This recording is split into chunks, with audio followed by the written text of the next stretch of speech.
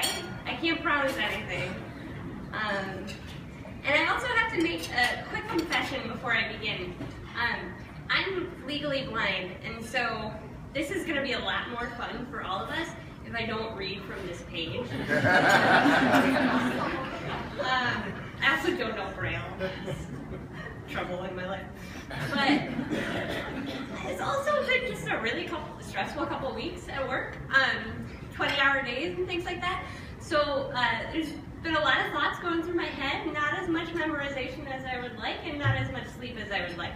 So I'm going to need you guys to bear with me on this, and I'm hoping you all will do that. I am so honored to be here tonight. Volunteering at Children's National is an incredibly important part of my life, and I'm sure that all of you in this room feel the same way.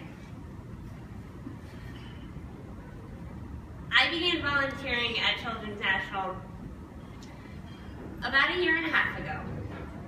I was 25 years old at the time, and really, my decision to volunteer was a decision that was 25 years in the making. Growing up, I spent a lot of time in hospitals. I am a 3-time cancer survivor, and in many ways, hospitals have become like a second home to me. I once explained to my doctor that I feel more comfortable in hospitals than I do not in hospitals. She thinks I'm nuts. And she's probably right, but it really is how I feel. For me, hospitals are not scary or overwhelming. They're familiar and safe. I was first diagnosed with cancer when I was 6 months old. I had malignant tumors in the retinas of both of my eyes and underwent a month of radiation treatment. Then, when I was 12 years old, I developed a bone tumor in my right sinus, which was described to me as a delayed side effect of the radiation treatment I had had as an infant. I underwent a year of chemotherapy and a 14-hour surgery to remove the tumor.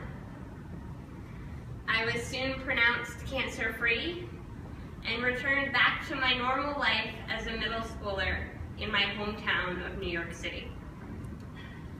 I should probably clarify that. The life was about as normal as it could possibly be, with my hair growing back and wearing an eye patch for the first time, which in 7th grade is a look I was really going for.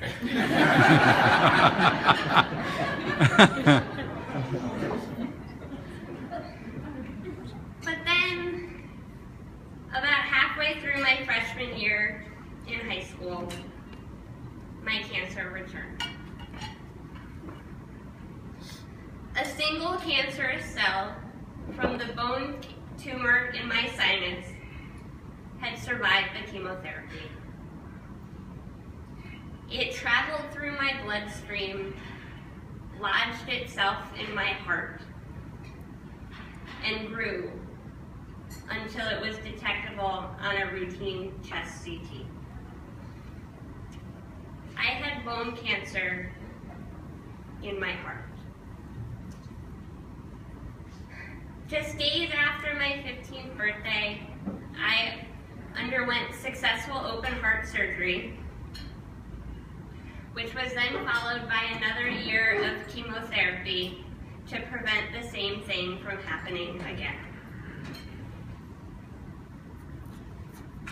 Today, I am 27 years old, and I am happy to report that I have been cancer-free for more than 12 years.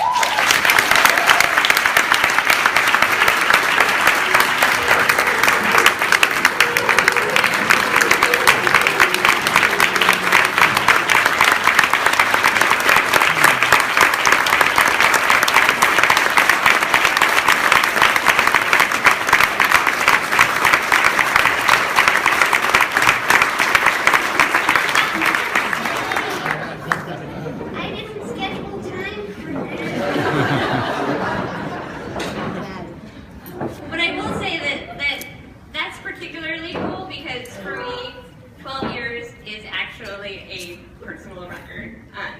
And so we're going to keep that going. And I beat my record every day.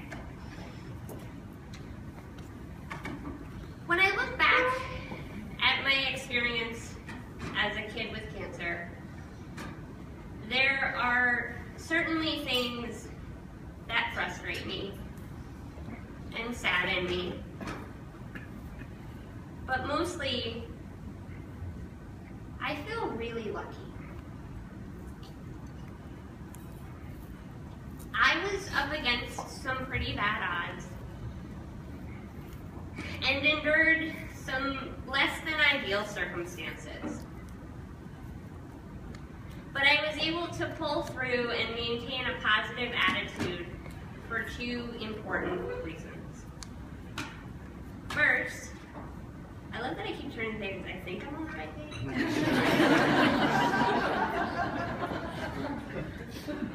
First, I was fortunate enough to receive extraordinary medical care fast. I was not so lucky as to be treated at Children's National. We can't have it all. But my childhood home did happen to be less than 3 miles away from the leading specialist in the world in my particular kind of eye cancer. That's luck, plain and simple. Secondly, I was surrounded by an invaluable support system, which included my parents, my 2 older brothers, who oftentimes really seemed more annoying than anything else, but I'm still glad they were there. It also included my doctors, my nurses, and yes, the volunteers at the hospital where I was treated. I don't know if others can relate to this, but spending days, weeks, even months in the hospital is incredibly boring. I'm serious. You get so used to blood draws and drug infusions that sometimes you just pray for a fever just to get a little excitement. Because I'm telling you, when you don't have any white blood cells, people notice when you have a fever. But the volunteers, they were able to, without a fever, breathe life into this monotony. For me, as a middle schooler and then as a high schooler with cancer, volunteers offered me the opportunity to talk to someone who wasn't my mother or my father.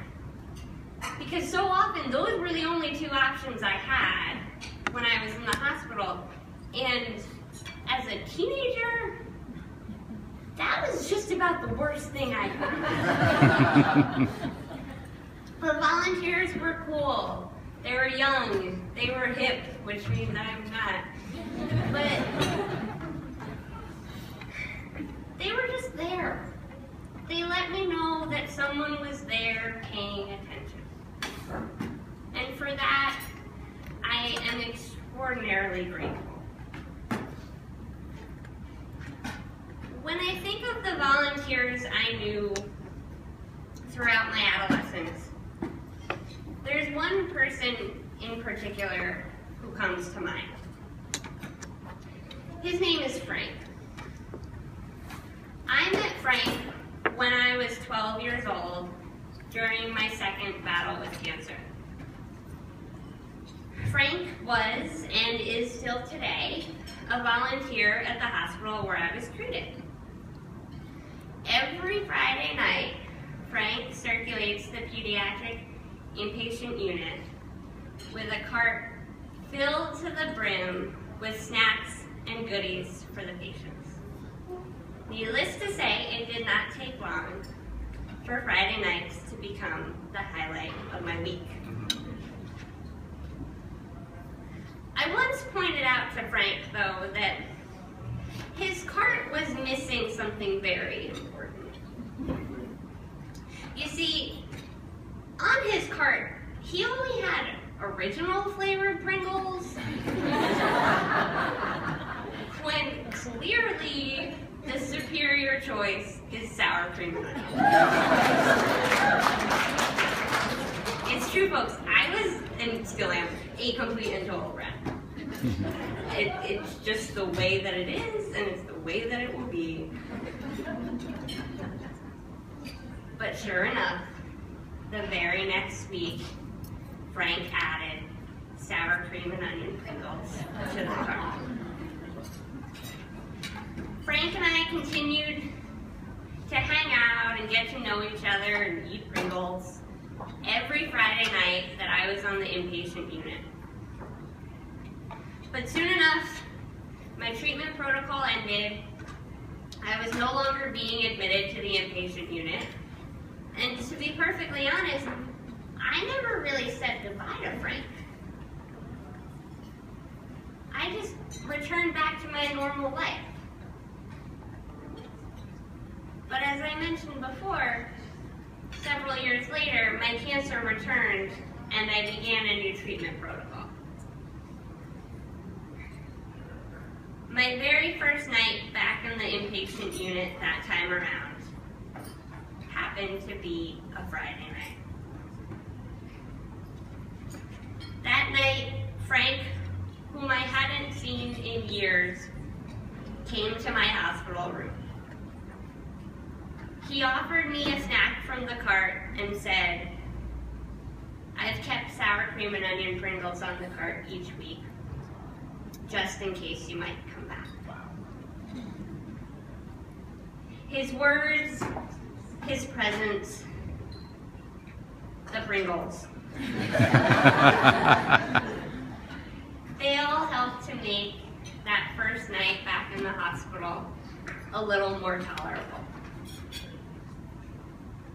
The smile Frank brought to my face that night, and the general feelings of joy and comfort that all of the volunteers brought to my hospital stays over the years have never really left me.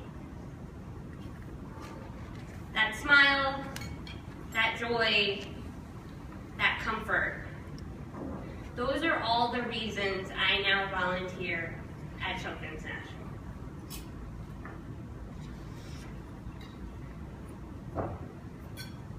It may be Wednesday nights instead of Friday nights, and it may be Uno cards instead of Pringles.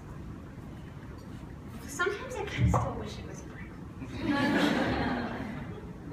But the point is, it's all the same.